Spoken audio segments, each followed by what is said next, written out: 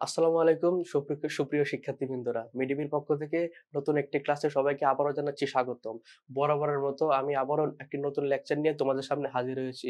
তোমরা সবাই জানো আমি সাধারণত সাধারণ বিজ্ঞান লেকচার নিয়ে থাকি। তাই আবারও আরেকটি সাধারণ বিজ্ঞানের নতুন একটি লেকচার আজকে তোমাদের নিয়ে আমি শেষ করব। তো প্রথমে আমি আবার পরিচয়টা দিয়ে নিই। আমি Tanvir Ahmed Khan, Dhaka nursing college, BSc nursing final year. তাহলে চলো সবাই দেরি না করে লেকচারের ভিতরে প্রবেশ করা যাক। Let's jump into the topic. তো এখানে দেখা ওয়েলকাম। আজকে আমাদের সাবজেক্ট হচ্ছে সাধারণ বিজ্ঞান, লেকচার হচ্ছে 7। আর আজকে আমরা টোটাল 4টা টপিককে একটা টপিক বানিয়ে আমরা পড়বো। সো সেই টপিকগুলো হচ্ছে পরিমাপ, ভেক্টর, বলবিদ্যা, কাজ ক্ষমতা ও শক্তি। এই টোটাল 4টা। এগুলো সাধারণত হচ্ছে আমরা ফিজিক্সে পড়ে থাকি। তো এগুলো হচ্ছে বিজ্ঞানের মধ্যে এখন ইনক্লুডেড। তো আমরা আজকে এই 4টা টপিক নিয়ে আমরা আলোচনা করব। তো আমাদের প্রথমে টপিকটা হচ্ছে ভৌত জগৎ এবং পরিমাপ। এখন ভৌত জগৎ বলতে আমরা কি বুঝি, পরিমাপ বলতে আমরা কি বুঝি, এই দুইটা বিষয় নিয়ে আমাদের আলোচনা করতে হবে। এখন ভৌত জগৎ বলতে আমরা কি বুঝি? আমাদের চারপাশে আমাদের চারপাশে যে জড় বস্তু নিয়ে যে জগৎ গঠিত, তাই হচ্ছে ভৌত জগৎ। তাই হচ্ছে কি ভৌত জগৎ। যেমন এই যে আমি এখানে বোর্ডে ক্লাস নিতেছি, এটা একটা জড় বস্তু। এই পেনটা দিয়ে আমি ক্লাস নিচ্ছি, এটা একটা জড় বস্তু। যে ডিভাইস গুলো বা ইনস্ট্রুমেন্ট ইউজ গুলো আমি ক্লাসটা করাইতেছি বা তোমরা ক্লাসটা করতেছো, সেগুলা একটা জড় বস্তু। এই যে আমাদের সারাউন্ডিং যে জীব জগৎ বাদে যে ওভারঅল যে জগৎটা আছে, সেটাকে বলা হয় কি ভৌত জগৎ। অর্থাৎ যেসব জীবন নাই, যেসব মানে বস্তুর বা পদার্থের, এদেরকে নিয়ে আমাদের চারপাশের জগৎটা, সেটাকে আমরা কি বলবো, ভৌত জগৎ। এখন আসি পরিমাপ বলতে আমরা কি বুঝি। পরিমাপ বলতে আমরা আসলে কি বুঝি? পরিমাপের ইংরেজি হচ্ছে মেজারমেন্ট। মেজারমেন্ট বলতে কি, এখন যদি কেউ তোমাকে জিজ্ঞেস করে যে এখান থেকে তোমার স্কুলের দূরত্ব কত বা কলেজের দূরত্ব কত, তো তুমি বলছো কি 3 কিলোমিটার, 4 কিলোমিটার, বা আমার এখান থেকে যেতে সময় লাগে 3 মিনিট, 5 মিনিট, 10 মিনিট। এই যে তুমি বললা যে আমার এখান থেকে সময় যেতে লাগে 10 মিনিট বা 20 মিনিট, বা এখান থেকে আমার স্কুল 10 কিলোমিটার দূরে, এটা তুমি কিভাবে জানতে পারছো? অবশ্যই তোমার বাড়ি থেকে স্কুল পর্যন্ত একটা মেজারমেন্ট করা আছে। সেই মেজারমেন্টের ভিত্তিতে তুমি বলতে পারছো যে আমার আমার বাড়ি থেকে স্কুলের বা কলেজের দূরত্ব হচ্ছে 10 কিলোমিটার বা 20 কিলোমিটার। ঠিক এমন ভাবে পরিমাপটাও একই জিনিস। যখন তুমি কোনো কিছুর নির্দিষ্ট মান জানতে চাইবা বা নির্দিষ্ট মাপ জানতে চাইবা বা নির্দিষ্ট পরিমাণ জানতে চাইবা, তখন সেটাকে সঠিকভাবে জানার জন্য যে পদ্ধতিগুলো ব্যবহার করা হয়, সেটাকে বলা হয় পরিমাপ। তাহলে দেখো, জগতে জড় বস্তু নিয়ে যে জগৎ গঠিত হয় তাকে বলা হয় ভৌত জগৎ। তাকে কি বলা হয়? ভৌত জগৎ। আর আমরা হচ্ছে জীব জগৎ। এই ভৌত জগৎ মূলত 4টি উপাদান নিয়ে গঠিত। কতটি উপাদান? 4টি। পরীক্ষায় যদি আসে যে ভৌত জগৎ কয়টি উপাদান নিয়ে গঠিত, তাহলে আমরা কি আনসার দেব? 4টি উপাদান। কি আনসার দেব? 4টি উপাদান। এখন চলো 4টি উপাদান কি কি আমরা জানি। প্রথমটা হচ্ছে স্থান, দ্বিতীয়টা হচ্ছে কাল, তৃতীয়টা হচ্ছে ভর, চতুর্থটা হচ্ছে শক্তি। তাহলে ভৌত জগৎ যে 4টি উপাদান নিয়ে গঠিত, সেগুলো আমরা কি কি জানতে পারলাম? একটা হচ্ছে স্থান, যে স্থানের উপর ভিত্তি করে আমরা মেজার করবো সেটা। তারপর হচ্ছে কাল, কাল বলতে বলতে আমরা সময়। তারপর হচ্ছে ভর, ভর মানে কি কোনো বস্তুর মধ্যে অবস্থিত মোট পদার্থের পরিমাণকে বলা হয় ভর। তারপর হচ্ছে শক্তি, কোনো বস্তুকে আমরা যে শক্তি প্রয়োগ করি বা যে কাইনেটিক এনার্জি প্রয়োগ করি, সেই শক্তিটা, এই ওভারঅল সবকিছু মিলে হচ্ছে কি ভৌত জগৎ। তাহলে আশা করি ভৌত জগৎ কি এবং ভৌত জগতের যে 4টা উপাদান, সেগুলো আমরা বুঝতে পারছি। ধারণা করা হয় এই বিশাল ভৌতবিজ্ঞানের ব্যাপকতার মাত্র 4% মানুষ জানতে পেরেছে। তুমি জাস্ট চিন্তা করো, এই আমাদের বিজ্ঞান নিয়ে আমরা এত আলোচনা করি, এত গবেষণা নিয়ে সফলতার কথা আমরা বলি, কিন্তু এখন পর্যন্ত ধারণা করা হয় এই সমগ্র ভৌত জীবনটাকে যদি আমরা 4 ভাগে ভাগ করি, মানে সরি, 100 ভাগে ভাগ করি, 100%, তার মাত্র 4%, তার মাত্র 4% আমরা আইডিয়া করতে পারছি। এখন যদি প্রশ্ন করো, ভাই এটা কিভাবে?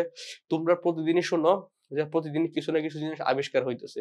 যেরকম ধরো একটা উদাহরণ দিই, পৃথিবীর যে সপ্তম আশ্চর্যের মধ্যে একটা হচ্ছে পিরামিড। একটা হচ্ছে পিরামিড। পিরামিড থেকে এখন পর্যন্ত জিনিস আবিষ্কৃত হইতেছে। এখন পর্যন্ত জিনিস আবিষ্কৃত হইতেছে। পৃথিবীতে এখন এরকম অনেক জায়গা আছে, যে জায়গায় পর্যন্ত মানুষ এখন আবিষ্কার করতে পারে নাই। ধরো অ্যামাজন জঙ্গলের কথা আমরা বলতে পারি। অ্যামাজন জঙ্গলের মধ্যে এমন অনেক জায়গা আছে যেখানে মানুষ যাওয়া খুবই দুর্গম। তো সেগুলো এখনো অনাবিষ্কৃত আছে। বা সমুদ্রের তলে সব জায়গায় যাওয়া এখনো পসিবল না। সাহারা মরুভূমি সব জায়গায় এখনো মানুষের যাওয়া এখনো পসিবল হয়ে উঠছে না। এই সমগ্র বিষয় মিলে ভৌত জগতের মাত্র 4% মানুষ জানতে পারছে, আর বাকি 96% এখনো মানুষের আওতার বাহিরে।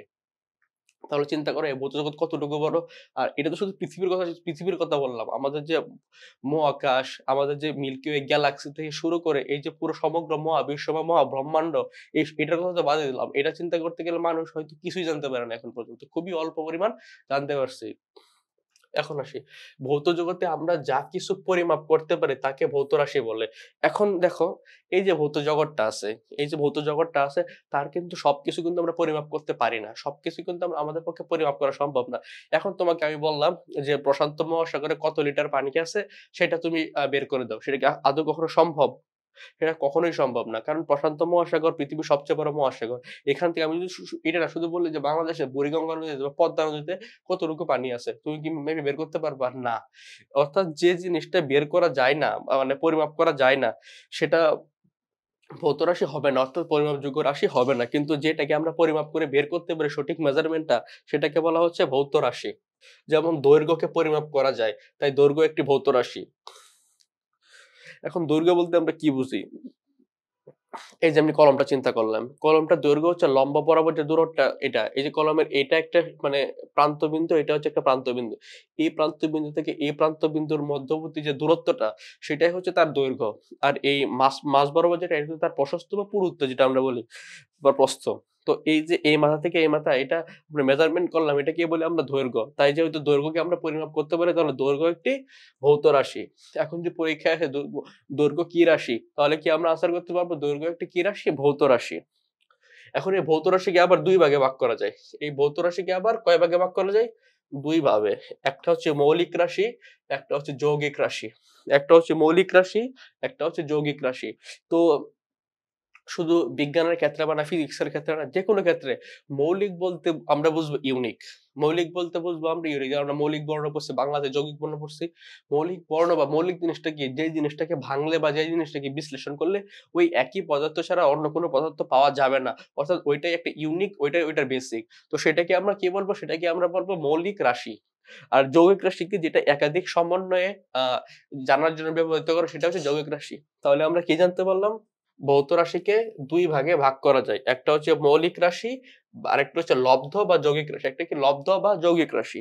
এখন আসি, তো আমরা মৌলিক রাশি পড়লাম, এখন আমরা মৌলিক রাশি সম্পর্কে জানবো। যে সকল রাশি স্বাধীন, ওই যে আগে বললাম, অথবা যে সকল রাশি পরিমাপ করতে অন্য কোনো রাশির উপর নির্ভর করতে হয় না, তাদেরকে মৌলিক রাশি বলে। যেটা আমি তোমাদেরকে প্রথমেই বলে নিয়েছিলাম, যে রাশিটা তোমরা পরিমাপ করবা, সেটাকে পরিমাপ করার জন্য অন্য কোনো রাশির উপর তোমাদের প্রয়োজন করতে হবে না, অর্থাৎ অন্য কোনো ইনস্ট্রুমেন্ট লাগবে না। যেটার জন্য যেটা, সেটার জন্য সেটাই তুমি করতে পারবা। সেটাকে বলা হচ্ছে কি? মৌলিক রাশি। সেটাকে বলা হচ্ছে মৌলিক রাশি। এই মৌলিক রাশি টোটাল আছে পৃথিবীতে 7টা। টোটাল কয়টা? 7টা। ভেরি ভেরি ইম্পর্টেন্ট পরীক্ষার জন্য। তো মৌলিক রাশি 7টা। এই 7টার মধ্যে কি? 7টা একদম তোমাদের ঠোঁটের আগায় থাকতে চাই। একটা হচ্ছে দৈর্ঘ্য, ভর, সময়, তাপমাত্রা, তড়িৎ প্রবাহ, দীপন তীব্রতা ও পদার্থের পরিমাণ।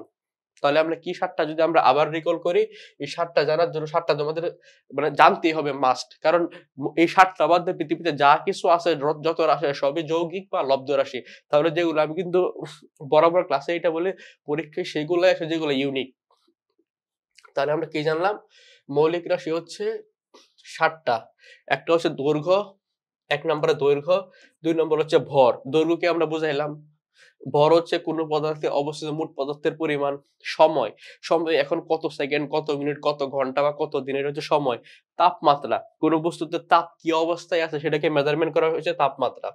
তড়িৎ প্রবাহ, কোন একটি মাধ্যম দিয়ে বা কোন একটি প্রবাহী দিয়ে কতটুকু ইলেকট্রিসিটি প্রবাহিত হচ্ছে সেটাকে বলা হয় তড়িৎ প্রবাহ। দীপন ক্ষমতা বা দীপন তীব্রতা, আর একটা হচ্ছে পদার্থের পরিমাণ, কোন জায়গায় কতটুকু পদার্থ আছে সেটার পরিমাণটা। টোটালি 7টা হচ্ছে মৌলিক রাশি। তাহলে আশা করি আমরা মৌলিক রাশি বুঝতে পারছি। এখন আসি আমরা লব্ধ বা যৌগিক রাশি বলতে কি বোঝায়। তাহলে আমরা বেসিক দিয়ে কি বুঝে নেব? ওই 7টার বাইরে যে রাশিগুলো আছে সেগুলোই লব্ধ বা যৌগিক রাশি। এটার জন্য তোমাদের রকেট সায়েন্স জানার কোনো প্রয়োজন নাই। যে মৌলিক রাশি থেকে প্রাপ্ত রাশিগুলোকে যৌগিক রাশি বা লব্ধ রাশি বলা হয়। অর্থাৎ তুমি যখন মৌলিক রাশিকে বিশ্লেষণ করবা, তখন সেখান থেকে যে রাশিগুলো তুমি পাবা, অর্থাৎ এখন ধরো আমি মানুষ, একটা মানুষ, মানুষ একটা সিঙ্গেল, ধরো মানুষ একটা মৌলিক রাশি সাপোজ। এখন মানুষকে যদি তুমি কেটে ফেলো সাপোজ, মাঝখান দিয়ে বা লম্বা বরাবর, তখন তুমি কি পাবা? হাত পাবা, পা পাবা, ভিতরে লিভার, কিডনি, বিভিন্ন কিছু যা কিছু আছে সবগুলো, ফুসফুস আছে, সবকিছু তুমি পাবা। এই যে তুমি পেলা, তার মানে কি এই মানুষটাকে কেটে বা বিশ্লেষণ করে বা হচ্ছে ব্যবচ্ছেদ করে তুমি হচ্ছে ওইগুলো পেলা। তার মানে মানুষটা হচ্ছে মৌলিক, আর এগুলা কেটে বা এগুলোকে দ্বিখণ্ডিত করে ব্যবচ্ছেদ করে তুমি যে পারো সেগুলো হচ্ছে কি যৌগিক। আচ্ছা, এসব রাশি পরিমাপে মৌলিক রাশিগুলো সাহায্য প্রয়োজন। অর্থাৎ তুমি যখন যৌগিক রাশি মানে চিন্তা করতে যাবা, যৌগিক রাশি বের করতে যাবা, তখন সেগুলা বের করার জন্য কি মৌলিক রাশির অবশ্যই প্রয়োজন। যেমন আমরা উদাহরণ হিসেবে বলতে পারি ত্বরণ, বেগ। ত্বরণ, বেগ কি? বেগ হচ্ছে, ত্বরণ হচ্ছে নির্দিষ্ট সময়ে বেগের পরিবর্তনের হার হচ্ছে আর বেগ হচ্ছে কি একটা নির্দিষ্ট দিকে তুমি কতটুকু স্পিডে যাচ্ছ নির্দিষ্ট সময়ের সাপেক্ষে, সেটাই হচ্ছে বেগ। তো এটার জন্য এই দুইটা প্রকাশ করতে গেলে কিন্তু তোমার একাধিক রাশির প্রয়োজন পড়ছে। এই জন্য এগুলোকে বলা হয় কি যৌগিক রাশি। এই যে দেখো, এই যে বেগ যদি আমরা আসি, বেগ পরিমাপে সময় এবং দৈর্ঘ্যের উপর নির্ভর করতে হয়। এখন আমরা অনেক সময় বলি যে এই গাড়িটি ৬০ কিলোমিটার পার আওয়ার বেগে চলছে, বা এই গাড়িটি ৫০ কিলোমিটার পার আওয়ার বেগে চলছে, বা এই গাড়িটি ১০০ কিলোমিটার পার আওয়ার বেগে চলছে। তো এই যে আমরা বলি ৫০ কিলোমিটার পার আওয়ার বা ১০০ কিলোমিটার পার আওয়ার, এটাতে আমরা কি বুঝি? মানে গাড়িটি এখন যে অবস্থায় চলতেছে এই অবস্থায় যদি চলে তাহলে ১ ঘন্টায় সে ১০০ কিলোমিটার যাইতে পারবে, বা ১ ঘন্টায় সে হচ্ছে ৮০ কিলোমিটার যাইতে পারবে। এই যে ৮০ কিলোমিটার, এটা হচ্ছে কি তার দৈর্ঘ্য, এতটুকু সে যাবে বা দূরত্ব। আর হচ্ছে সময় কতটুকু, ১ ঘন্টা। এটা হচ্ছে কি আমার সময়। তাহলে কি যখন আমরা একটা বস্তুর বা একটা যেকোনো ভেহিকলস এর আমরা বেগ বের করতে চাবো, তখন তার জন্য সময় এবং দৈর্ঘ্যের অবশ্যই প্রয়োজন আছে। কারণ ওই যে বললাম ৬০ কিলোমিটার পার আওয়ার, এখানে কিলোমিটারও আছে, আওয়ার আছে। মানে একটি গাড়ি ১ ঘন্টায় ৬০ কিলোমিটার যাবে যদি সেম ভাবে চলে। তাহলে আমরা কি পাইলাম? সময় এবং দৈর্ঘ্য। তো তুমি খেয়াল করে দেখো, মৌলিক রাশির মধ্যে দৈর্ঘ্যও আছে, সময়ও আছে। তাহলে কি আমাদের বেসিকের সাথে মিললো কিনা? অর্থাৎ মৌলিক রাশি তো ফিক্স ৭টা। তো এগুলোর বাহিরে যৌগিক রাশি হচ্ছে সেই রাশিগুলা যেগুলো প্রকাশ করতে মৌলিক রাশির প্রয়োজন হয়। তার মানে বেগ, ত্বরণ হচ্ছে একটা যৌগিক রাশি। এগুলা প্রকাশ করার জন্য মৌলিক রাশির জন্য দৈর্ঘ্য এবং সময় ২ টারই প্রয়োজন। আশা করি মৌলিক রাশি এবং যৌগিক রাশি আমরা বুঝতে পারছি। আমরা কখনোই এটা ভুলবো না। সকল ভৌত রাশির একককে ৩টি একক দ্বারা প্রকাশ করা হয়। এই যে ভৌত রাশি যে আছে, এই ভৌত রাশিগুলো একক। এখন একক বলতে আমরা কি বুঝি? এখন তুমি দোকানে গিয়ে কি বলো? ভাই ১ কেজি চিনি দেন, ১ লিটার তেল দেন। ঠিক আছে? বা হচ্ছে ১ হালি ডিম দেন, ১ ডজন কলা দেন। এই যে তুমি বিভিন্ন বিশেষণযোগ করলা, ১ হালি, ডজন, কেজি, লিটার, এগুলো হচ্ছে নির্দিষ্ট একক। অর্থাৎ বিভিন্ন পদার্থের পরিমাণ বোঝাতে যে মেজারমেন্টটা বোঝানো হয় সেগুলো হচ্ছে একক। অর্থাৎ ভৌত রাশিকে ৩টি একক দ্বারা প্রকাশ করা হয়। কয়টি একক? ৩টি।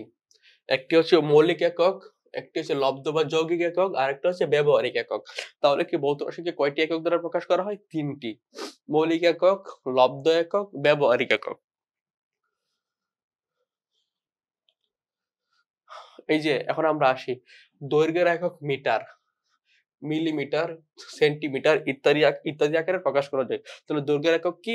মিটার, মিলিমিটার, সেন্টিমিটার ইত্যাদি আকারে প্রকাশ করা যায়। এখন এগুলা কখন? যখন আমরা বড় দৈর্ঘ্য যাবো তখন আমরা মিটারে বসবো। যখন তার চেয়ে ছোট, তারপরে সেন্টিমিটার, তার চেয়ে ছোট তখন হবে কি? মিলিমিটার। তাহলে কি দৈর্ঘ্যকে আমরা মিটার, মিলিমিটার, সেন্টিমিটার ইত্যাদি আকারে প্রকাশ করা যায়। এখন আসি সেন্টিমিটার, গ্রাম, সেকেন্ড। এগুলাকে বলা হয় একসাথে সিজিএস। সিজিএস, সি তে কি? সেন্টিমিটার, জি তে কি? গ্রাম, এস তে কি হচ্ছে? সেকেন্ড। এই পদ্ধতিকে কি বলা হয়? দশমিক পদ্ধতি। তাহলে সিজিএস একককে যদি আমি আরেকটা সিনোনিম হিসেবে বিশ্লেষণ করতে চাই, সেগুলোকে বলা হবে কি? দশমিক পদ্ধতি। এই পদ্ধতিতে দৈর্ঘ্যের একক হচ্ছে সেন্টিমিটার, ভরের একক হচ্ছে গ্রাম, সময়ের একক হচ্ছে সেকেন্ড। তাহলে আমরা কি পেলাম? সিজিএস পদ্ধতিকে কি বলা হয়? দশমিক পদ্ধতি। এই পদ্ধতিতে দৈর্ঘ্যের একক হচ্ছে সেন্টিমিটার, আর হচ্ছে ভরের একক হচ্ছে গ্রাম, সময়ের একক সেকেন্ড। এই জন্য সিজিএস, সি তে সেন্টিমিটার, জি তে গ্রাম, এস তে হচ্ছে কি? সেকেন্ড। সেকেন্ড হচ্ছে কি? সময়ের একক। এখন আসি মিটার, কিলোগ্রাম, সেকেন্ড পদ্ধতি। এটাকে বলা হয় M K S. M K S, metre, kilogram, second পদ্ধতি। এই পদ্ধতিতে দৈর্ঘ্যের একক মিটার, ভরের একক কিলোগ্রাম, আর সময়ের একক সেকেন্ড। অর্থাৎ কি সময়ের একক কিন্তু সব জায়গায় সেকেন্ড, কিন্তু হচ্ছে ভরের ক্ষেত্রে দেখো এখানে দৈর্ঘ্যের ক্ষেত্রে আগে ছিল সেন্টিমিটার, এখন হচ্ছে মিটার। আগে ছিল কি গ্রাম, এখন হচ্ছে কিলোগ্রাম। আর সময়ের একক সব জায়গায় সেকেন্ড। তারপর আরেকটা আছে ফুট পাউন্ড সেকেন্ড পদ্ধতি, ফুট পাউন্ড সেকেন্ড, FPS। তো ফুড পাওয়ার আসলে ফুড আসলে যখন আমরা বিশেষ করে যখন আমাদের বাসায় বা আশেপাশে যখন রাজমিস্ত্রি কাজ করে তখন তারা কিন্তু ফুট শব্দটা ব্যবহার করে, এত স্কোয়ার ফুট, এত স্কোয়ার ফুট। আবার মিটারটা কিন্তু তারা এতটা ব্যবহার করে না। তো ফুট সেকেন্ড বা ফুট পাউন্ড সেকেন্ড পদ্ধতি কি দৈর্ঘ্যের একক হচ্ছে ফুট, ভরের একক পাউন্ড, সময়ের একক সেকেন্ড। এখন ভরের একক পাউন্ডটা আমরা কখন চিন্তা করি? তোমরা একটু মনে করে দেখো, যখন তোমার ফ্রেন্ডের বার্থডে, তখন তুমি কি ধরো যে কোনো একটা অনলাইন শপে বা যে কোনো একটা পেস্ট্রি শপে তুমি অর্ডার দাও কি আমার 2 পাউন্ড কেক চাই। তোমরা কি কখনো বলো যে আমার 2 কেজি ওজনের একটা কেক দেন বা 3 কেজি ওজনের কেক দেন? না। যখন তুমি কেকের ক্ষেত্রে চিন্তা করো তখন কি বলো যে আমার একটা 2 পাউন্ডের কেক দেন বা 2.5 পাউন্ডের কেক দেন। তো এই যে পরিমাপগুলো এটা হচ্ছে একেক জায়গায় একেকটা হিসেবে ব্যবহার করা হয়। তাহলে ফুট পাউন্ড সেকেন্ড পদ্ধতিতে দৈর্ঘ্যের একক হচ্ছে ফুট, ভরের একক হচ্ছে পাউন্ড, আর হচ্ছে সময়ের একক সেকেন্ড। তাহলে কি আমরা বুঝতে পারলাম আমরা এখানে টোটাল 3টা পদ্ধতি নিয়ে আলোচনা করলাম। একটা হচ্ছে সেন্টিমিটার, গ্রাম, সেকেন্ড, সিজিএস। এখানে হচ্ছে দৈর্ঘ্যের একক হচ্ছে সেন্টিমিটার, ভরের একক হচ্ছে গ্রাম, সময়ের একক সেকেন্ড। আরেকটা হচ্ছে মিটার, কিলোগ্রাম, সেকেন্ড, এমকেএস পদ্ধতি। এখানে দৈর্ঘ্যের একক মিটার, ভরের একক কিলোগ্রাম, সময়ের একক সেকেন্ড। আরেকটা হচ্ছে ফুট পাউন্ড সেকেন্ড বা হচ্ছে এফপিএস পদ্ধতি। এখানে দৈর্ঘ্যের একক ফুট, ভরের একক পাউন্ড, সময়ের একক সেকেন্ড। তাহলে আমরা এখন চলো পরবর্তী স্লাইডে যাই।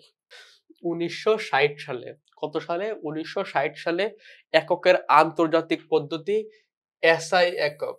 এসআই এককটা সবচেয়ে বহুল জনপ্রিয় একক। এসআই পদ্ধতি বা ইন্টারন্যাশনাল সিস্টেম অফ ইউনিট।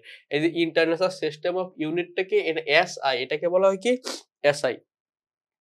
পূর্বের মিটার কিলোগ্রাম পদ্ধতির সাথে আমরা কয়েকটি রাশি একক করে এই পদ্ধতি তৈরি করা হয়। অর্থাৎ আমাদের আগের যে মিটার, কিলোগ্রাম, সেকেন্ড একক ছিল এমকেএস, এটার সাথে এটাকে কিছু সংযোজন করে এটাকে আমরা এসআই এককটা প্রকাশ করতে পারি। যেমন 1 মিটার সমান 3.28 ফুট, আর 1 নিউটন সমান 7.23 আইবি ফিট পার স্কোয়ার। এই যে আমরা এই দুইটা মেজারমেন্ট করলাম, ফুটের সাথে মিটারের, নিউটনের সাথে ওই যে আমরা আইবি ফিট পার স্কোয়ার যেটা চিন্তা করলাম, এই যে টোটাল যে মেলবন্ধনটা মানে আগের এমকেএস এর সাথে বর্তমান এসআই এর যে সংযোগ, এটাই হচ্ছে এটা। এখন আসলে এফপিএস পদ্ধতিতে অভিকর্ষজ ত্বরণের মান, এফপিএস পদ্ধতি আমরা আগে পড়লাম 32.2 feet per second square, 32.2 feet per second square. তাহলে কি এই স্লাইডটা আমরা বুঝতে পারছি যে এসআই পদ্ধতি বলতে আমরা কি বুঝি? এটা কত সালে চালু হয়? এটা চালু হয় 1960 সালে। এটা চালু হয় কত সালে? 1960 সালে। এবং পূর্বে যে মিটার, কিলোগ্রাম একক এমকেএস পদ্ধতি সেকেন্ড, ও এটার সাথে মিল করে এটা করা হয়। এখন আসি, তোমরা কিন্তু সবসময় তোমাদের আমি চার্ট আকারে পড়াই। তো চার্ট আকারে পড়াইলে কি তোমাদের পড়াটা বুঝতে সুবিধা হয়। এই যে এখন আসো, এসআই এককে 7টি ভিন্ন ভিন্ন যে রাশিগুলো সেগুলো আমরা জানবো। 7টি ভিন্ন রাশিগুলো 7টি ভিন্ন হচ্ছে তোমার মৌলিক রাশি। এখন যদি আসি আমরা, প্রথমটা হচ্ছে দৈর্ঘ্য। দৈর্ঘ্যের একক হচ্ছে মিটার, এটার সিম্বল হচ্ছে এম, আমরা এম দ্বারা প্রকাশ করি। তারপর হচ্ছে ভর, ভরের ইউনিট বা একক হচ্ছে কি কিলোগ্রাম, এটা সিম্বল হচ্ছে কেজি, যেমন আমরা যখন একে বলি 5 কেজি চিনি দেন বা 5 কেজি চাল দেন, এই যে কেজি, এটাই হচ্ছে ভরের হচ্ছে কি সিম্বল বা প্রতীক। তারপর হচ্ছে সময়, সময়ের একক হচ্ছে সেকেন্ড, এটাকে বলা হয় কি, এটাকে এস দ্বারা প্রকাশ করা হয়। বৈদ্যুতিক প্রবাহ, এই যে যে কোনো একটি প্রবাহী দিয়ে কি পরিমাণ ইলেকট্রন প্রবাহিত হচ্ছে, যেমন এটাকে বলা হচ্ছে এম্পিয়ার, এটাকে বলা হয় এ, এটার সিম্বল হচ্ছে এ। তারপর তাপমাত্রা, তাপমাত্রার একক হচ্ছে কেলভিন, তাপমাত্রার একক কি কেলভিন, এটাকে প্রকাশ করা হয় কে। পদার্থের পরিমাণ, এটাকে বলা হয় মোল, আর এটার সিম্বল হচ্ছে মোল। দেখো এখানে যদি এককের কথা চিন্তা করো তাহলে হবে এম ও এল ই, আর প্রতীক কিন্তু এম ও এল, দুইটা কিন্তু পার্থক্য আছে।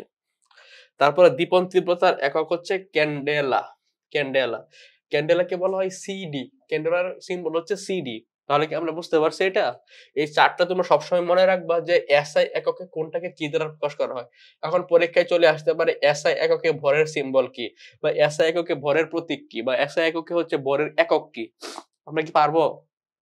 দৈর্ঘ্য মিটার, ভর হচ্ছে কিলোগ্রাম, সময় সেকেন্ড, তড়িৎ প্রবাহ হচ্ছে অ্যাম্পিয়ার, তাপমাত্রা হচ্ছে কেলভিন, পদার্থের পরিমাণ হচ্ছে মোল, দীপন তীব্রতাকে বলা হয় ক্যান্ডেলা, আর এটার একক হচ্ছে সিম্বল হচ্ছে কি সিডি।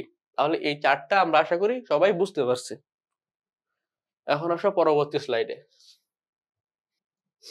এখন আমরা এসআই একক আর একটা সিজিএস এককে। এখন আমরা যদি চাপ বলি, চাপ, এই চাপে এসআই এককে বলে newton per metre square. Newton per metre square বা এককে বলা হয় প্যাসকেল, সম্পর্কে বলা হয় কি প্যাসকেল।